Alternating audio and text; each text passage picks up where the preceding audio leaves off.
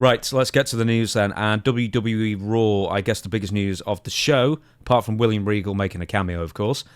John Cena is the new Intercontinental Champion. And straight away, a bit of unintentional comedy, I guess, at the beginning, is social media on WWE social media was plugging that John Cena in his hometown, or home state at least, Boston, Massachusetts, he's going to be opening the show, WWE Raw. But would you believe that I couldn't see him at the opening of WWE Raw? Who came out instead, Stevie? Yeah, it's not the catchphrase, you can't see me. It's what can you see and what can't you see. By the way, I believe it's more important. I'm going to play devil's advocate here. It's much more important to be trained in the Massachusetts area by Killer Kowalski than to live in the Massachusetts area. So there we have our explanation right there. Here's what I want to open up with. Why do people get mad at us when we bring this up, when people get mad at the fact that it happened? What is it about when we bring it up that people have such a visceral reaction to us just pointing out the obvious that this dude just can't help himself?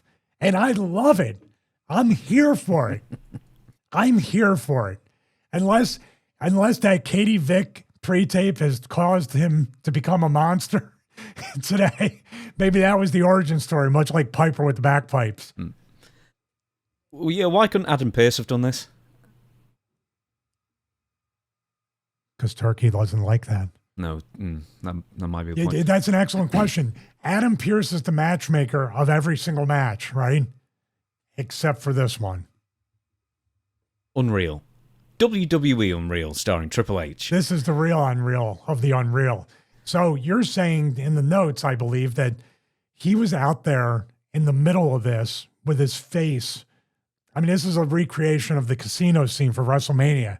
He's right in the middle of it for over 7 minutes.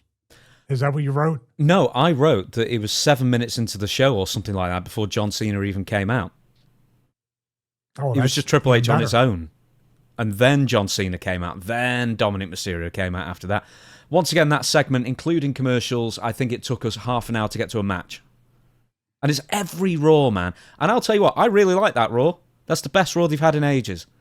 But it's still got the same problems, man. We're talking about John Cena, I know that. But like 30 minutes, just get on with it.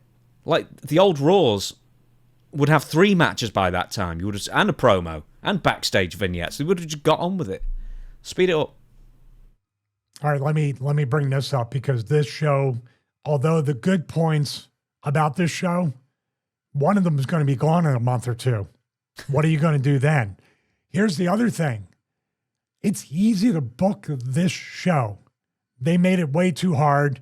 And also, why did you not make the whole night about Cena and make Cena and Dominic the main event and leave with Cena holding the IC belt? Like, it was like in and out. Did Cena have somewhere to go? I kind of wondered that because he did that with Sami Zayn on SmackDown not too long ago either. He had to be in the opening match. So genuinely, I think he just wanted to just make sure he was right for his flight home. Yeah, but this is about John Cena in his hometown for the last time before he retires.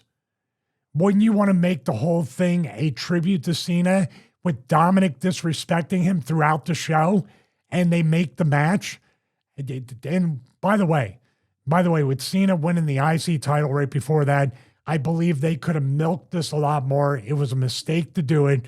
If you're going to do it and you want to put the most amount of heat on somebody, and if you're not going to give Cena the proper tribute and Triple H is out there for 7 minutes before he even comes out, what I would have done is have Cena and Dominic work throughout the show, have a story throughout the show, and maybe Cena does win the Intercontinental title from Dominic at the end, but Dominic lays Cena out and stretches him out, and that's the end of the show. To where they have the rematch in Washington, which is his last match. It was over 8 minutes. I just checked. I'm looking at Netflix. It's 8 minutes 20 in, and Triple H is still in the ring on his own. You came up with a wonderful allegory or comparison to what Triple H looked like in between John Cena and Dominic Mysterio earlier before we were recording. Oh, yeah, it's that scene from Eastbound and Down. And basically, Will Ferrell has the Ric Flair haircut, and he's standing between them the whole time, taking the focus off the stare down between the two guys. And he is just there. And of course, all Triple H had to do was say the uncomfortable monologue that you knew word for word when we were talking about it on the pre-show. Yeah, it's like, I tell my young son Gabriel, I said, no, let the boy watch. And my wife Donna, I make love to my wife Donna. She tries to get away because she does not like it.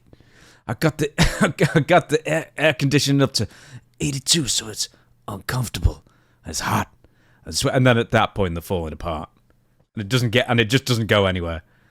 Would you have fell on the floor if Triple H started reciting those lines line for line? If he started growing hair out, then all of a sudden became blonde. You know that Will Ferrell is meant to be Ric Flair in that because he does woo, but he just goes woo like that. He doesn't do the whole. Does he like Bret Hart? Woo. Yeah, woo, woo. So anyway, getting back to this whole thing, like I do feel like this whole the whole scene of return, the heel turn, the retirement tour, they have botched it. And according to a lot of people, Cena's calling all the shots with this. I have a little bit of trouble believing that. So Cena's saying the exact opposite. He's saying he just shows up and they tell him what to do. So I like how both WWE TKO management and John Cena are trying to pass the buck onto each other. Yeah. As far as like the booking of his last match. Okay, firstly, let's get to the match itself, and we'll get to the booking and then the follow-up booking. Dominic Mysterio comes out, one of my favourites, I'm sure one of your favourites as well, especially with all the What Went Rights that you've done recently. And you can definitely tell when they do it, but as soon as he starts speaking and they start going, the sound desk cranks up the audio volume straight away. Boo! There's been suggestions that there's piped in boos. You think? Well, with Dominic, so? I don't think they're piped in as much, but I felt like they did sweeten it. We call it DJ Jazzy Def because this guy turns the crowd sound up so loud, just like when they try to cut out the boos on certain things. I think the Boston crowd, they did not appreciate the fact that these fans are aware, just like the Saudi Arabia announcement of WrestleMania 43 and them basically chanting in Australia, right, against that call. Here we have Boston. I think they turned the crowd down at a certain point because they knew we aren't getting Cena's last night. The greed of TKO and WWE has shown through. And you were looking at ticket prices that Washington, D.C. show outside of resellers is not sold out. I know it's going to sell out, but my God, dude, they're playing with fire. They're just milking it for all it's worth. We'll get to that probably with the Mark Shapiro thing coming up next in the next segment with ticket prices and everything else as well. With John, talk about the match itself. I mean, kind of by the numbers, but once again, we just watched The Undertaker and Hulk Hogan. It's like, it didn't need to be anything else. Like, you've already got, aside from the old Hulk Hogan things, you've already got their money, brother. Kind of thing. Yeah, but you don't need to do anything else. But at the same time, you have Dominic Mysterio with probably more heat than anybody in the company. You got Cena on the retirement feel-good tour. And I think people didn't expect Cena to beat him I didn't expect him to win the title, especially where he was. And it kind of feels good. It feels like a feel-good moment. But is this the best send-off for John Cena? And what's going to happen in the Intercontinental title? Is Dominic going to win it back before Washington, and now you have to reset Cena before Saturday night's main event? This is very weird. It feels like there's no thought put into this. I think Dom should then enter into the Last Time Is Now tournament and win it, and then win the belt back, which then brings up the situation of, because John Cena apparently really wants to put over some young up-and-comer, like Brock Lesnar, like The Undertaker did. But he wants to make a star on the way out, which means that doesn't he have to lose his last match? Isn't that going to be a bit of a dampener? Or we saw it with Goldberg a few months ago in Atlanta, his hometown. Does it matter in this day and age if somebody loses their last match? I don't think it matters, and I think it might speak to Cena's legacy more to put somebody over in the last match. The ultimate like Tommy Dreamer was so selfless. When he won the ECW title, he lost it right away to Justin Credible. So, or once he pinned Raven, he had Lawler come in and Cornette, and it was another battle to fight. He could never enjoy any success. He always fighting from underneath. If that's the case, if Cena's going to put somebody over in his last match, it should be Dom. But then again, at the same time, why not lay Cena out or have some heat on Cena in his hometown carrying over to the last match? In other words, make it a 1 to 2 month storyline with Dom. Unless they're going to do that, but I don't see. It felt like there was a period at the end of this match and obviously this show where Cena didn't even stay for the whole show. I'm trying to have a look at as many names as possible for the Last Time Is Now tournament. They haven't even released brackets yet, and also one person's already a mystery opponent, so we don't know who it is. I've heard Jeff Hardy is a name for that, but so yeah, Cena relinquished the title. He vacated the title, and they're having a tournament now. No. This is just to determine his final opponent. He's still the IC champion. I'm sorry. Yeah. So Rusev's through. Karen? It would have to be Dom. Go through the list. Yeah, I was going to say Rusev is through, Sheamus is through, and then for SmackDown we've got LA Knight versus mystery opponent, The Miz versus Jey Uso, and then next Monday we've got Solo Sikoa and Gunther versus Javon Evans. I think the feeling was that it was going to be Gunther winning. But then again, what's it going to do for Gunther, who's already been a world champion, to now be an IC champion again if he wins and then wins the belt? I don't think he gets the benefit that someone like a Ray or obviously like a Javon Evans or even an LA Knight would get from beating John Cena. But who, if it isn't Dom, who would you like to see face John? Would it be Chris Jericho? You know what? That could be another one. You know, people floated around The Miz, because The Miz and I'm just saying, but this is where we're stuck. Who do I think would be it's the one guy you can't because he's lost 60 pounds, but you bring back The Rock for that last match because they had two WrestleMania matches.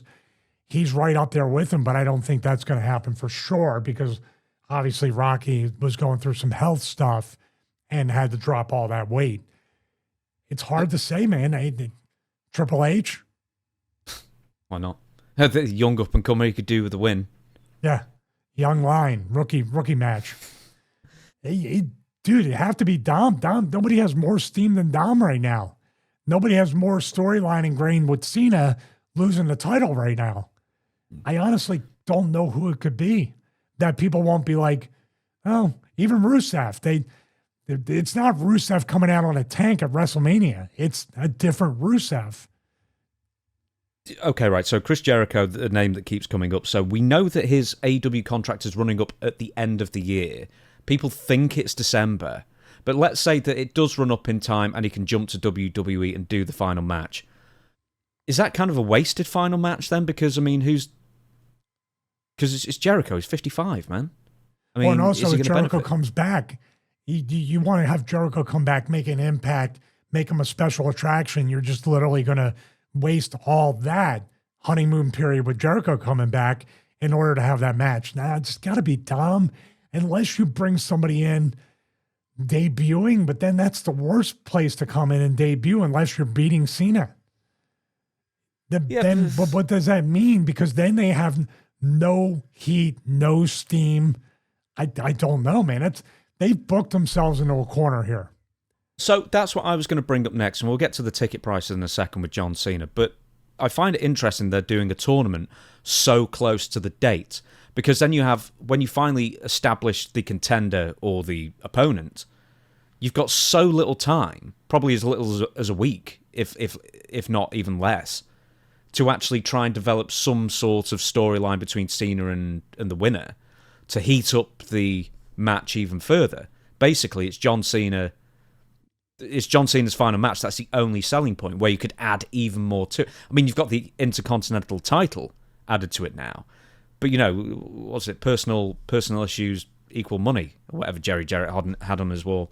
And that's the one thing missing from John Cena's final match. Yeah, I mean, if you really wanted to split hairs, they probably should have stuck with the heel turn up until the last month or so, or 2 months, to where he does the turn. Remember, we talked about maybe after SummerSlam, he turns babyface or something happens. The only thing I can see happening is if they recreate the WrestleMania 40 finish for this match and they bring out everybody from the past, the Rusevs. Ray comes in on Dom if the match against Dom. You have The Rock showing up. You have everybody, Taker show, everybody from Cena's history, Kurt Angle.